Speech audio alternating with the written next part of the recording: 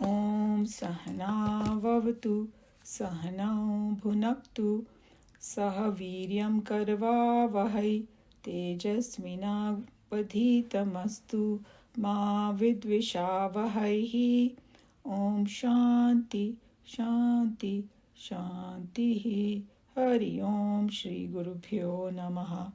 Hari Om Vasudeva Sutam Devam Kamsa Chanuramardanam Devaki Paramanandam Krishnam Vande Jagadgurum. Krishnam Vande Jagadgurum.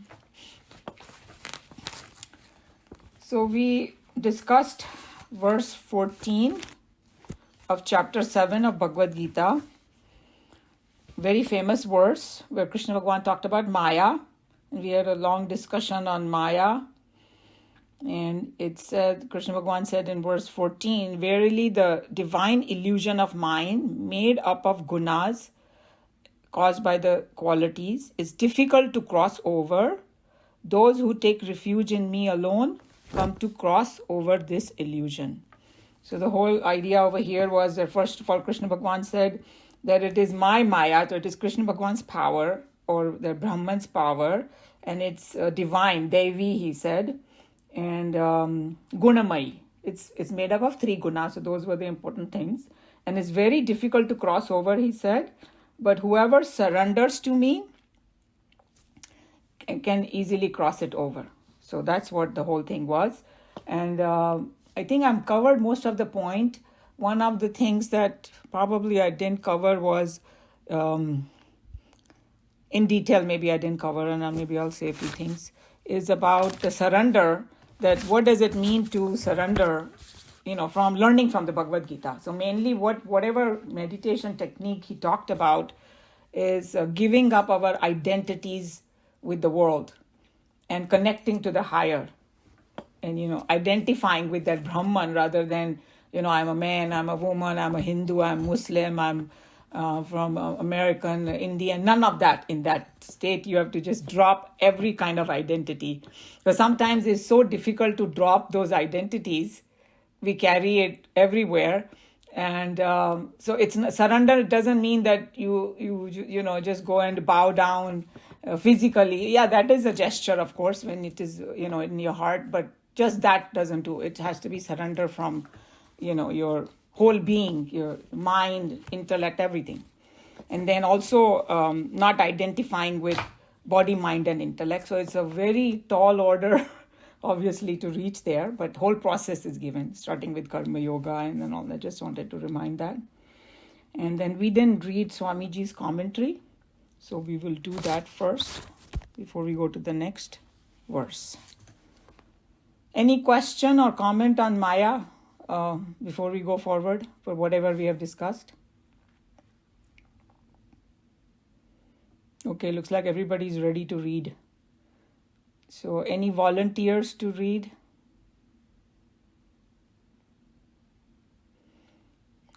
Neeluji, go ahead.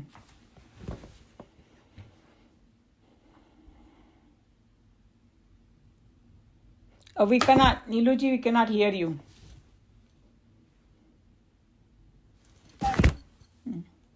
Verily, this divine illusion of mind, made up of gunas, caused by the qualities, is difficult to cross over. Those who take refuge in me, they alone can cross over this illusion. And can I carry on? Yeah. Does it say refuge in me alone or it doesn't? No, it says can cross over this illusion. Okay, because when you read, you said those who take refuge in me cross over. But here in mine, it says refuge in me alone. Because that's very important. Because if you start taking refuge, yeah. The reason I was saying, because if you take refuge in anything else, it's not going to happen then. Okay. Those who take refuge in me, they alone can cross over illusion. Okay. Thank you. Go ahead. Read further now. Okay. No doubt Lord Krishna himself admits that it is not easy for any egocentric individual to transcend this delusion in himself, which is caused by his Maya. if a doctor were to come and diagnose a disease and declare that there was no cure for it, nobody will have the faith to follow that doctor's prescription and advice faithfully. Similarly, here, if Krishna's diagnosis of the world's sorrows and problems is to be defined by a term Maya, and if the doctor of the universe declares that this Maya disease is difficult to cure, nobody would faithfully follow such a sad, pessimistic philosophy. So here, yeah, right. How beautifully written. So Swamiji really gives a very good example that really hits our core. We know what he's talking about. If you go to a doctor and he says, oh God, you got the disease and there's no cure, you're going to be so disappointed. So one of the tips is that in Bhagavad Gita, if you just take one line ka meaning, it will be a disaster because then you will completely take it in the wrong direction. So it's very important to complete that whole verse, because in the first half of it, he says it's difficult, and immediately he says the remedy, So people who are reading, maybe they'll get disappointed. Oh my God, so difficult, won't even try, And I think it was Induji who had asked about this Maya Jal, kyun kehte hain usko? And I was thinking about it. Maya Jal is it's like a worldwide web, If you start surfing the web and if you're not careful, 3 hours can pass and you won't even know, because one will lead to another, to another, to another. There's no end. That's how this Maya is. If you're not careful, you can get sucked into it so fast. It's like a whirlpool. It'll just keep pulling you down, So that's why it's called Jal. Phas jata hai usme se, panchi phas jata hai usme, So that's what the whole analogy is. But then we also saw that how the Maya has two aspects, because it's made of 3 gunas. So the tamas and the rajas is the one problematic. So if you increase the sattva, then within that Maya, you will get that curiosity that who am I? And that curiosity is going to get you out of it. So that's how we have to look at this. So anyway, so here it's like difficult, and now let's go to the next paragraph. Krishna realizes these defects and therefore immediately removes any such misconception in the minds of the students of the Gita. Sometimes a doctor will have to use strong words in describing the illness to the very patient in order to bring home to the sufferer the seriousness of his malady. So too, Krishna is here only bringing home to us by a direct thrust the seriousness of the mental tragedy into which the Supreme has seemingly fallen. To become the finite mortal ego, after declaring the seriousness of the disease and the prescription, he hastens to guarantee a complete cure for the malady of man. So now we understood that why Lord Krishna said, because he just wants us to know, if you are not aware of it, if you don't do anything about it, it's going to take you down. Just like if you have some medical problem and you keep ignoring it, right? It could be anything like diabetes or whatever, and oh no, I don't have it, and then you keep doing it, it's going to get worse. So that's what it is. He's just telling you that it is a serious thing that you need to pay attention to. The Lord says, those who devote themselves to me alone shall cross over their subjective delusion, which has created for man the objective worlds of sorrows and imperfections. How to do this has been already explained while discussing the technique of meditation in the last chapter. With single pointed mind to contemplate on with single pointed mind to contemplate on the self is the direct path. And in order to walk this narrow way, the mind is to be made steady and concentrated through the process that have already been discussed. So we saw that the whole idea is, one is purity of mind, and they said clarity of vision. That's what it is. And then also it talked about, first we have to make the mind steady and concentrated, and obviously also purified, and then with that single pointed mind to contemplate on the self. And we did the whole chapter 6 of meditation. He didn't keep any stone unturned, that how for meditation to be successful, you have to have a balanced life, and so many things are there. It's not just sitting in meditation for an hour and then rest 23 hours doing whatever you want. That's not going to work either. So the whole thing, after reading this, maybe we should go back and read the chapter 6. Then we know what the surrender means, what single pointed means, what concentrated mind means, what meditation means, So all that. So that's why I always think that in Bhagavad Gita, you cannot read the verses by themselves. They have the whole thing attached to the other verses, and then only it has more meaning to it. So that's why we have to remember all the things that we learned. So the last line. Yeah. Then why do all those who meditate upon him experience the glory? So I think that Anilji's questions have been answered again and again by Lord Krishna in all different ways. Why people don't say, on one hand, it's such a great thing I can do, but why people have this problem of surrendering. So Krishna Bhagavan is giving more elaborate answer, and here he talks little bit, and when we go to the next verse, I will talk about it. But there are whole chapters devoted to that, this whole thing, and we'll see how it goes. But before I go to verse 15, any comment, question, whatever we read, or anybody want to add anything on Maya? Okay. So let's do the verse 15 now. That who are the people who cannot meditate? Or actually surrender to reach the highest. Namam dushkriti no mudhaha prapadyante naradhamaha mayaya pruhatjnana. No, I think I messed up. Mayaya pruhatjnanaha asuram bhavamashritaha. Na is not. Mam to me. दुष्कृतिनः, जो दुष्कर्म करते हैं उसको बोलते हैं दुष्कृतिनः, evil doers, that is the translation. मूढ़ाः, the deluded. So ये मूढ़ word जो है ना काफी बार यूज किया, बहुत ज्यादा नहीं, but and we'll see किसको मूढ़ा कहा गया यहाँ पे. मूर्ख जैसे बोलना चाहिए. प्रपद्यन्ते, seek. नराधमाः, pretty strong language.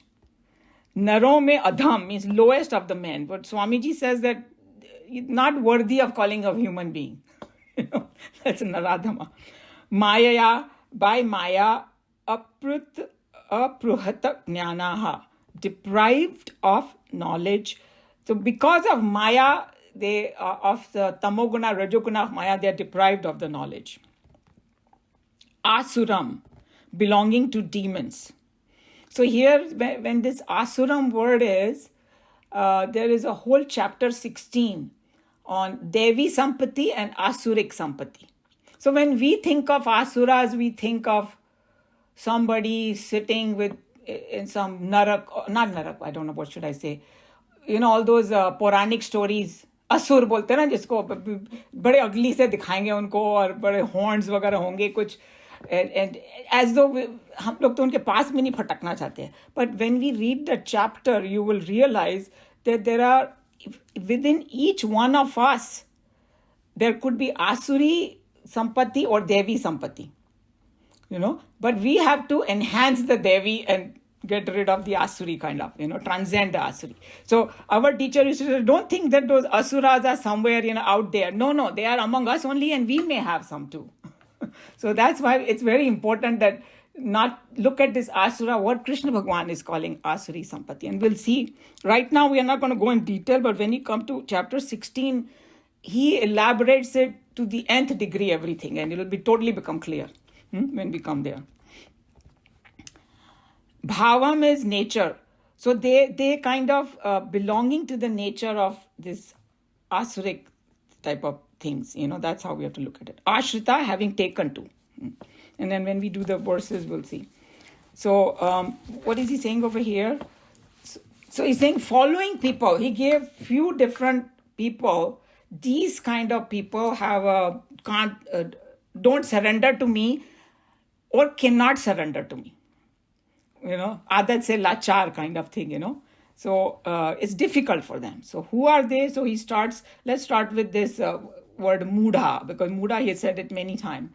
So they are the foolish, not intelligent. That's how we have to look at it. So here, the moment we think of unintelligent from the worldly perspective, our mind goes to some illiterate person, usko दुनियादारी की बातें नहीं मालूम. He's not talking about those kind of people.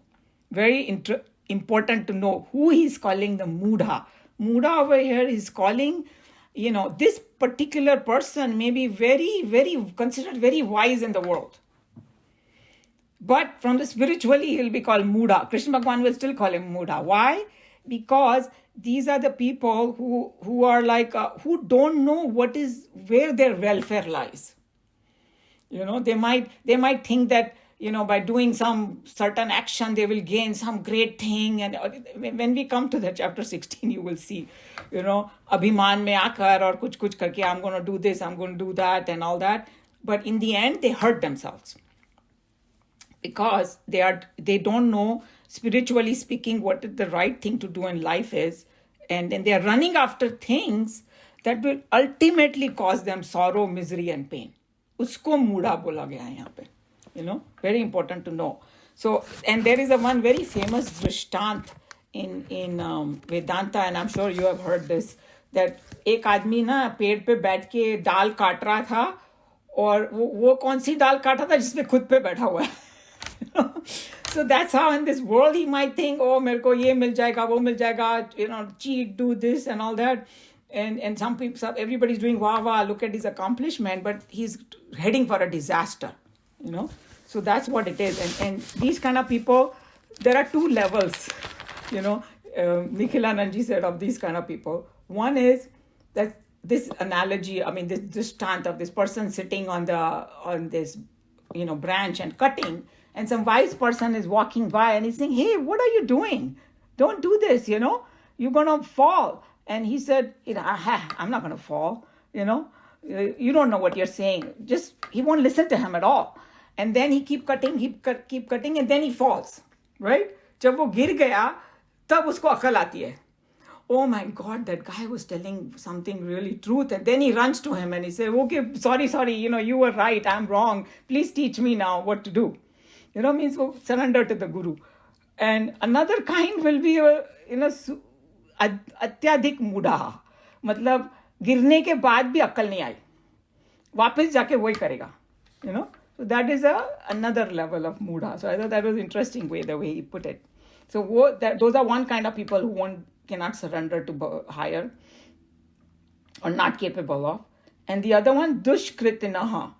So dushkritina means who are like inclined towards doing bad karmas.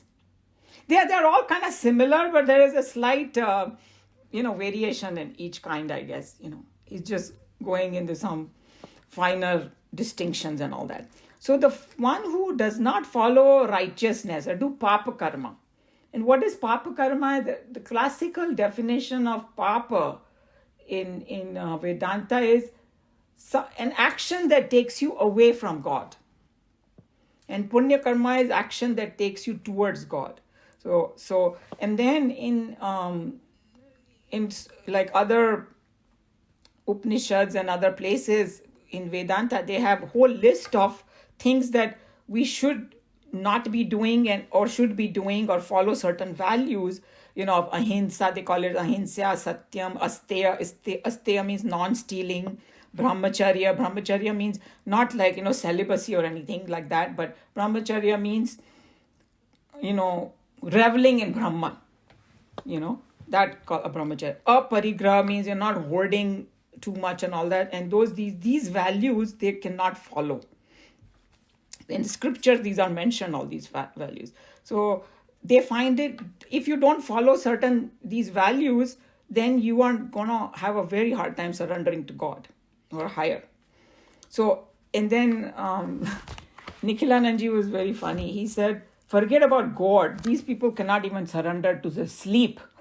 If they want to sleep, we have to surrender because they have sleepless nights. They have to, because they just hold on to all their mental thing. And I know it happens to all of us, but we need to know that when we cannot do that, that means we are not letting go. We don't have the faith in the higher. That's what it is telling us. And he's saying that to even surrender to sleep, you have to have an attitude of surrender in you. A very important point that he said. And he even went further because sometimes, these swamis and all, they will say things, we may sound very harsh to us, but there are some realities into it. He's saying that even to die peacefully, you need surrender. Sometimes, you hear that some people, it's like they struggle to even let go. When the time comes for them, holding on to the dear life when it's time for them to go. We've heard of those situations. बहुत तकलीफ पाके they will go. Some people we hear they peacefully they leave.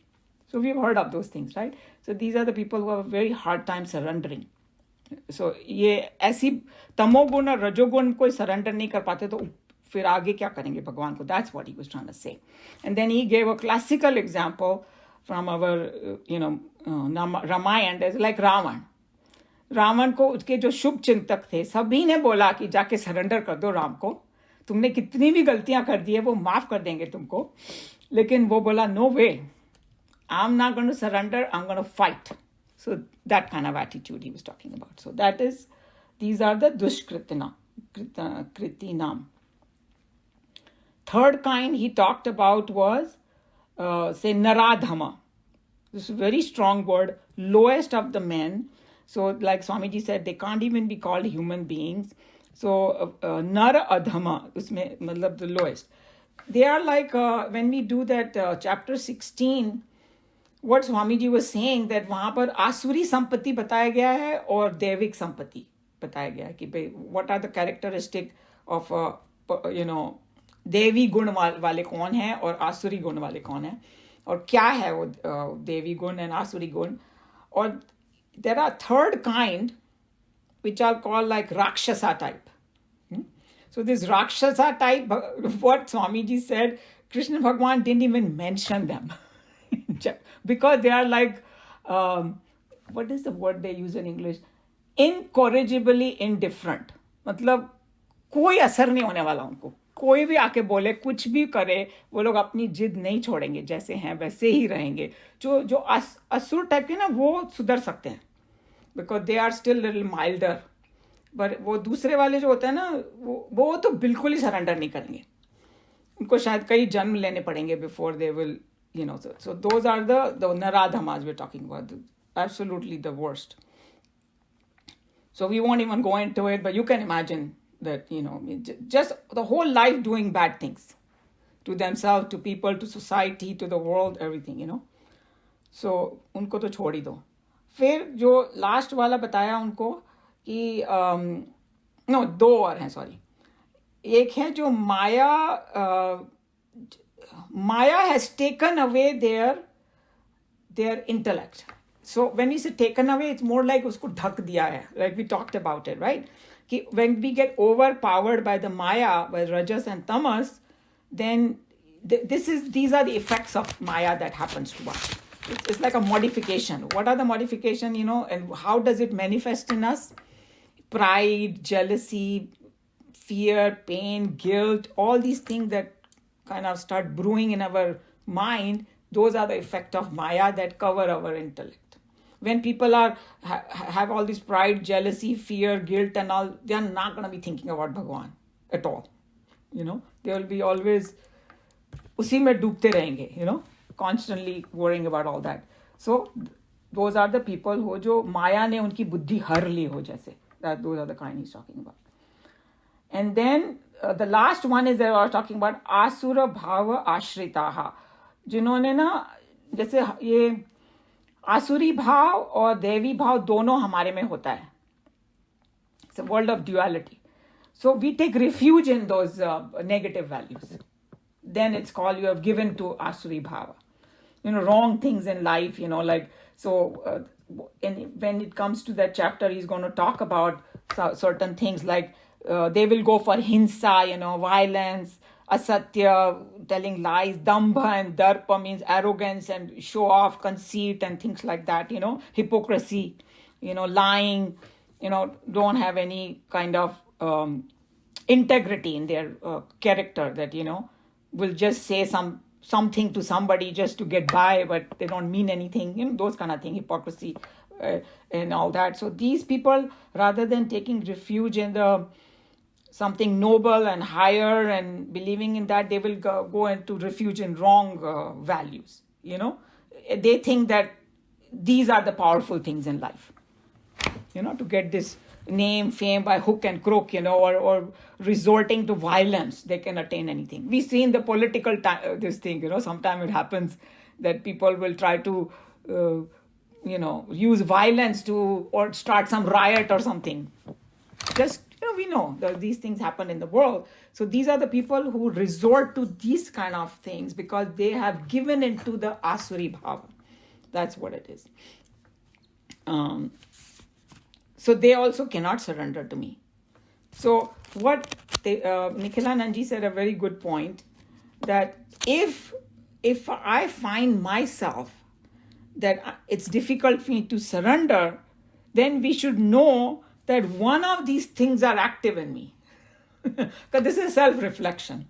Here, when it comes to spirituality, you have to be brutally honest with yourself. Hey, why I'm not able to surrender to the higher? And you will get the answer over here in this verse, that if you have any of this tendency, even a little bit, it will overpower you and you won't be able to. So then I should learn to drop those things, change my ways, remove the negativity with proper satsang, proper all the sadhanas that we have, puja, path, meditation, whatever works for you, and then you will be able to get the ability to surrender. So that's what he's talking about over here. And then, so this verse talks about that. And the next verse is one of the most famous ones that a lot of people quote that verse, where Krishna Bhagavan says, then who are the one who do surrender to me? And for what purpose they come to me? And then he's going to talk about that in verse 16, we will see next week. But this verse about all these things that Krishna Bhagavan said, any question, comment, or anybody wants to add anything? Pretty serious one, no? Because usually Krishna Bhagavan doesn't use, this kind of language, but you have to show the contrast sometimes. So, Umaji, then how do they survive in this world? I mean, if the others are doing what they are doing, then how do you survive? You mean how do these people who are these kind of people survive? I mean, those who are totally doing good things. उनका result end में खराब ही होता है. They temporarily you might look at it like they are surviving and they are doing so great and all that, but खोखलापन होता है उसमें. There's no substance to it, and after a while, even people can start seeing the true colors, right? So when we look at the world, we look at it from a very narrow perspective. Like I have heard people, you have heard this, right? Everybody says that, hey, how come these good people are suffering and these bad people are तो मजे कर रहे हैं, सबको cheat करके और they're so ऊपर से लगता है कि मजे कर रहे हैं. किसी को cheat करके किसी को अच्छी नींद नहीं आ सकती, so those kind of things. And so from the spiritual perspective, if you are looking at, in the end, the results will be always bad if you're any of these characters over here. And all the Puranic stories are, they tell you that. Ravan कितना उसको glory थी उसकी, सोने की लंका बोलते दुनिया में कोई नहीं थी. And how much power he had, उसका क्या हाल हुआ?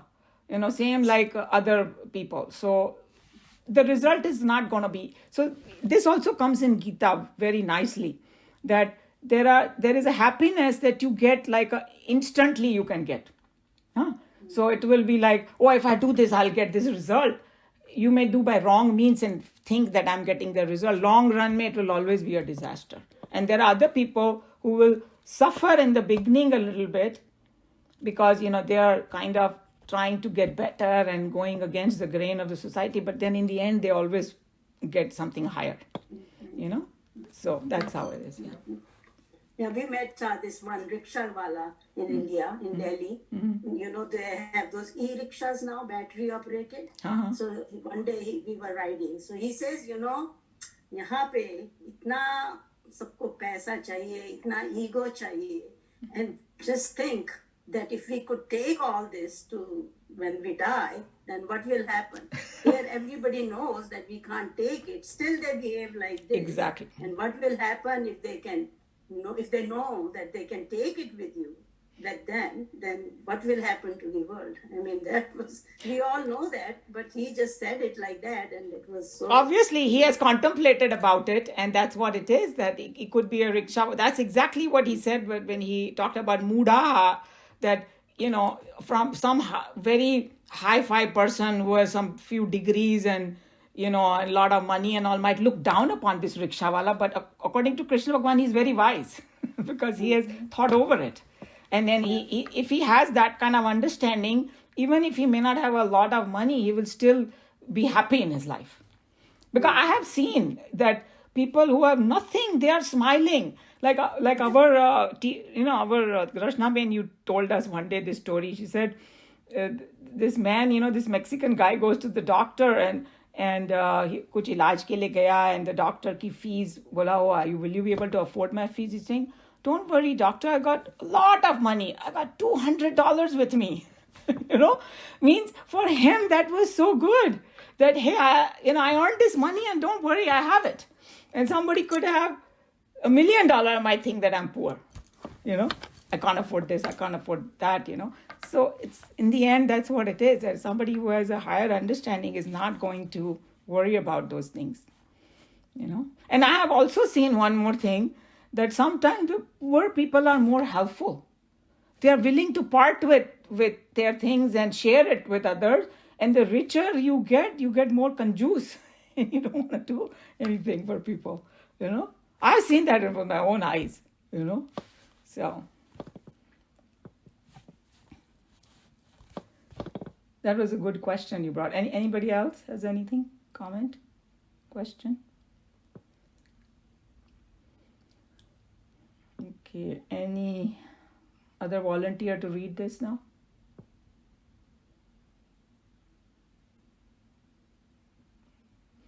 Okay, Meera ji, would you like to read?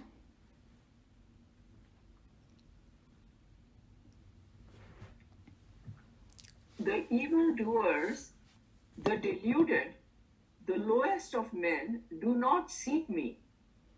They, whose discrimination has been destroyed by their own delusions, follow the ways of the demons. In the last stanza, those who can successfully transcend their own subjective delusion have been indicated, and here, naturally, Krishna is trying to talk about the negative nature in those who cannot overcome this delusion to realize the divine in themselves. Unless the contrast of ideas are given, the individual student will not be in a position to understand properly what exactly are the mind's tendencies and appetites of the mind that are the true symptoms of the delusion. So firstly, Swamiji is, you know, bringing a very interesting point that it is own subjective delusion it is. It is in my own mind. So each one could have a different thing, you know, and how to get over that. But then what are these tendencies which stop us from getting rid of that delusion? So that's what these things are. Low men, deluded and indulging themselves in evil actions, follow the path of the devil, Asura, and get themselves deprived of their better discrimination. We all know that the insignia of the higher evolution in man over the animal kingdom is nothing more than his rational intellect, which can discriminate between the good and the bad, the high and the low, the moral and the immoral. This discriminative awareness is the subtle instrument by which individuals are rendered capable of awakening themselves from the dream of their own imperfections to their own essential nature of absolute divinity.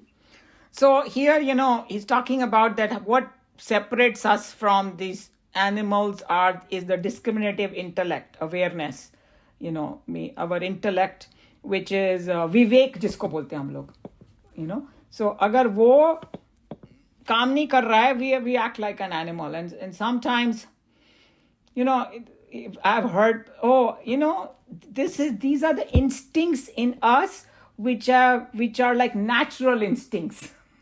I don't know if you guys have heard that. So then, as though it's okay. No, but humans are not made like that. We are supposed to be thinking people, and because God has given us two things. One is He has given us intellect, and with that higher intellect comes choice. Should I go this way or that way? Animals don't have a choice at all. It's like the famous example is that a lion will never be a vegetarian, no matter what you do. He might die, but he needs that because he's programmed that way. And a cow will never eat meat, So, but a human is the only one who can choose, because of his intellect, he can decide, hey, I want to go this way or that way. So that's what he's talking about. But this intellect is just intellect ko cover ho gaya hai ye.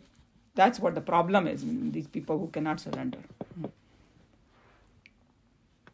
This faculty can function effectively only in a bosom that is unagitated by the sense impulses. The more an individual misunderstands himself to be only a mere mass of flesh and continuously pants for self-gratification through sense indulgences, the more is he considered a sinner. In this sense, is but a devolutionary action which is not appropriate to the dignity and status of the highest evolutionary glory in man. Sin can be perpetrated only by those who have deluded themselves by believing that they are merely masses of flesh with minds hungry for emotional satisfactions and intellects trying to assert and express their own ideas. Here such people are called by the Geeta as deluded, Mudha.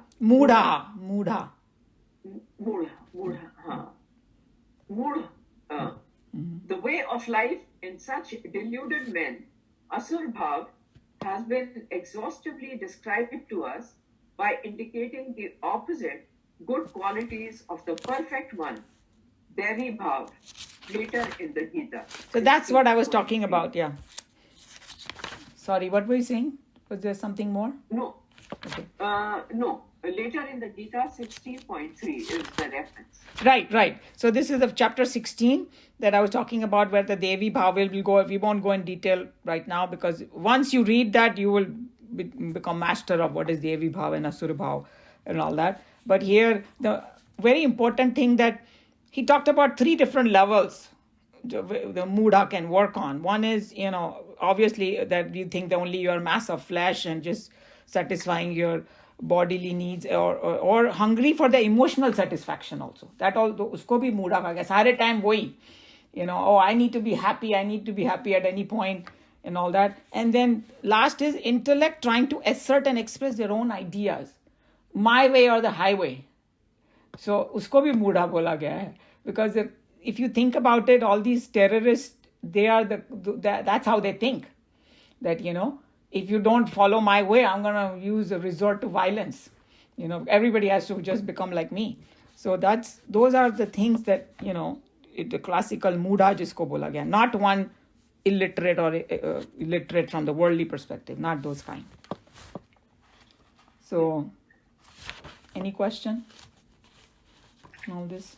I remember hearing the word mood, matlab mood buddhi.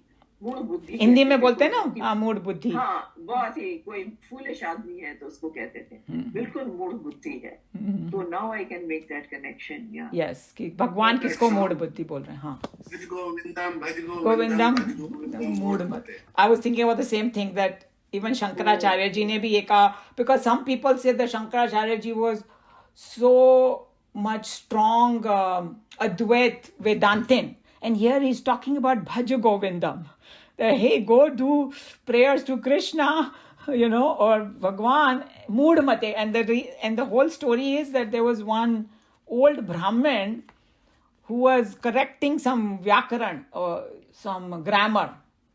And he said, he's like 90 years old, about to die, and he's worried about a Vyakaran. Go jaake bhajan kar. That's what he's telling him. Surrender to God, in other words, I mean, that has its own place, but why he got so...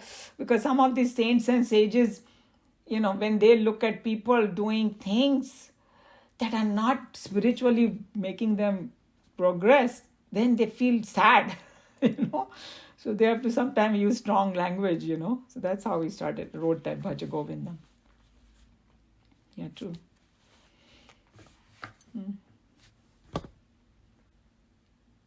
Oh, Anilji, you had something? No? Okay. Okay, any other comment, question? Anybody wants to add anything?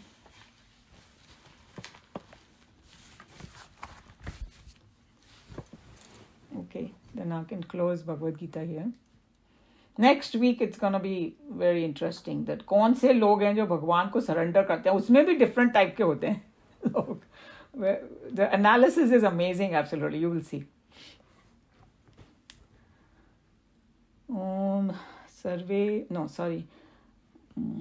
What do I do here? That's verse 66. How does it start? Sarvadharman. Sarvadharman parityajya mamekam sharanam vraja aham tva sarva papebhya moksha ishyami ma shuchah. Harihi Om. Shri Gurubhyo Namaha. Harihi Om. This is a verse of surrender. So you can imagine, I got confused about surrender too. I got to work on my surrender.